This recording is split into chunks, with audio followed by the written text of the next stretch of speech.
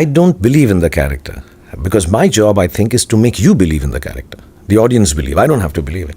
ঢাকাই সিনেমার ইতিহাসে এই প্রথমবার, আগে যা কখনো ঘটেনি এবার তাই ঘটতে চলেছে। হ্যাঁ দর্শক, শাকিব খানের আপকামিং সিনেমা প্রিন্সের মধ্যে থাকতে চলেছে এক বিশাল বড় ধামাকা, আর সেই ধামাকাটির নাম হচ্ছে king Khan Shahrukh Khan. I don't finish a crying scene and keep crying 3 days later. I'm gonna cry. Did you cry? Yes. Shakib খানের প্রিন্স সিনেমার মধ্যে 5 মিনিটের জন্য কেমিও করবেন শাহরুখ খান। ঠিক সিনেমাটির শেষের দিকে তার আগমন ঘটবে। ইতিমধ্যে বলিউডের কিং খান শাহরুখ খান তার অনুভূতি প্রকাশ করেছেন সোশ্যাল মিডিয়ার মধ্যে। তিনি বললেন, এর আগে আমি অনেকগুলো সিনেমার মধ্যে কেমিও করেছি, কিন্তু বাংলা সিনেমার মধ্যে এই প্রথমবার। সিনেমাটির গল্প আমি শুনেছি, বেশ ভালো গল্প নিয়ে নির্মাণ করা হচ্ছে শাকিব খানের এই প্রিন্স সিনেমাটি। দর্শক, এখন শুধু দেখার অপেক্ষায় কতটা জোর তুলতে পারে সিনেমা হলের মধ্যে।